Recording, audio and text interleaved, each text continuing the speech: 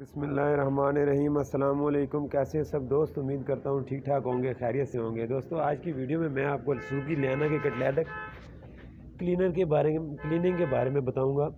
सबसे पहले तो ये बताता चलूँ कि अक्सर लोगों को इस बारे में नहीं पता होता।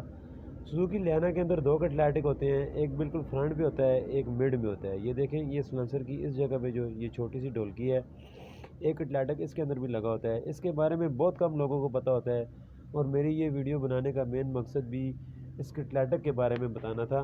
कटलेटिक क्लीनिंग के ऊपर तो मैं पहले भी बहुत सारी वीडियोस बना चुका हूँ। ये देखिए, इस तरह ये सिलेंसर का ये पीस नहीं खुल रहा था, इसलिए मैंने पूरा सिलेंसर बाहर निकाला है, वरना ये वाला छोटा सा पीस सिलेंसर का भी खोल के बाहर निकालेंगे, इसके अंदर कटलेट होगा। सेम वही तरीका है जिसमें मैं पहले भी काफ़ी सारी वीडियोस 3-4 तो बना चुका हूँ कटलेट क्लीनिंग के ऊपर।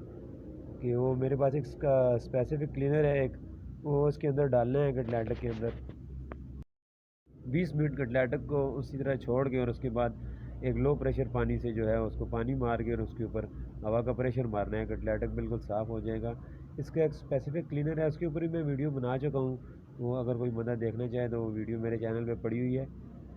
वो वाला क्लीनर कटलेट की क्लीनिंग के लिए यूज़ करना है। अगर कोई तेज़ाब और एसिड यूज़ करेंगे तो कटलेट ख़राब हो जाएगा और ठीक ठाक कास्टली है। ये देखें, ये छोटा सा जो पीस है, इसके अंदर एक लियाना का दूसरा कटलेट है।